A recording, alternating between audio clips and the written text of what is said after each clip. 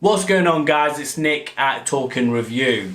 So I thought I'd do a video on my favourite two scenes from The Irishman, and I felt like these two scenes in particular were very powerful and were the scenes that really gave the film that big impact. So the first scene in the film that I think was one of the most powerful ones, you've had a big build up between Frank and Jimmy, and the film really expresses their bromance, and you see that they have a really big, deep connection to each other, which they don't even have with their daughters or wives, and it's really something that you can see gradually building throughout the film. So Al Pacino's character, Jimmy Hoffa, is not impressing any of the mafia guys, and it gets to a point of where they want to shut him up. He needs to go, he's causing too many problems. And you can see that coming along the way. And then it gets to a scene where you've got Robert De Niro and Joe Pesci in a room, and Joe Pesci's telling Robert De Niro he has to go now.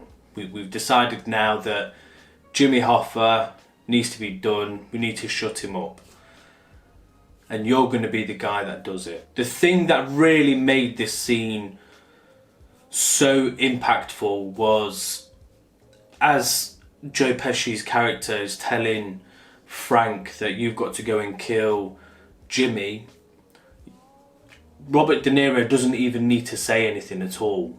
It's all in his eyes. You can see the tears are building up.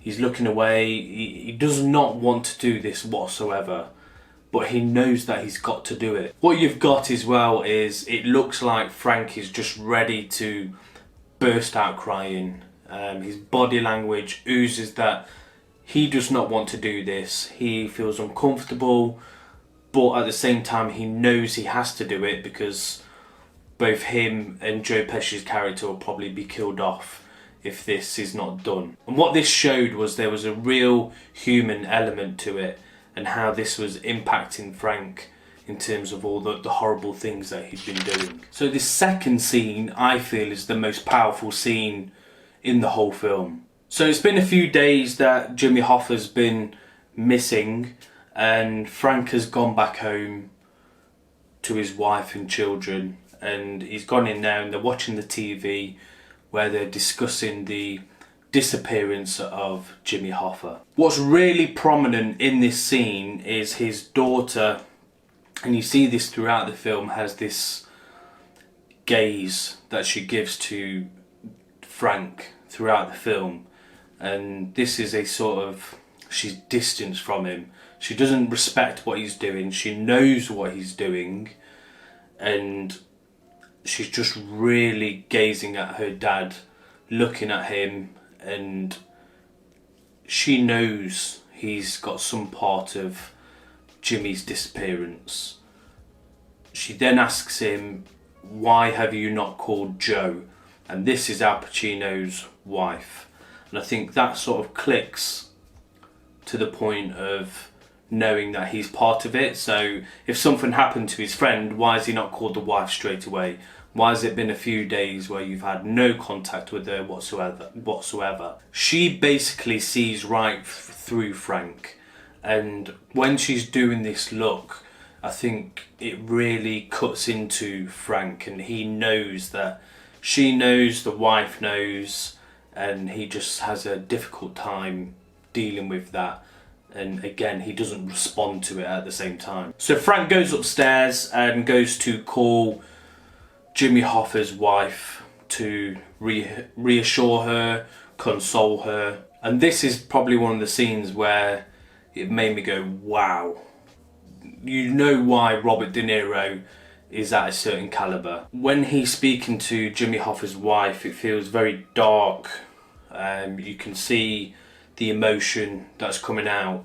He's stuttering, he can't get his words out, and she's asking him, where is he, where is he? And you get a feeling that she knows that Frank knows where he is, and he's just trying to console her, reassure her that he may come back.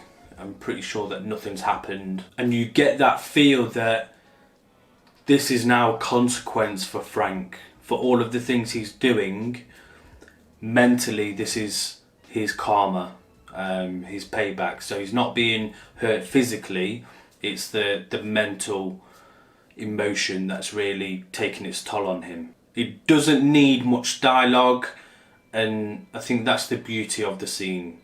You've had all that build up throughout the whole film, and you don't need words to express what's going on. And I felt that this scene in particular was a real powerful, and my most powerful scene in the film. Guys, drop me a comment down below. Do you agree with me in terms of these being the two most powerful scenes in The Irishman?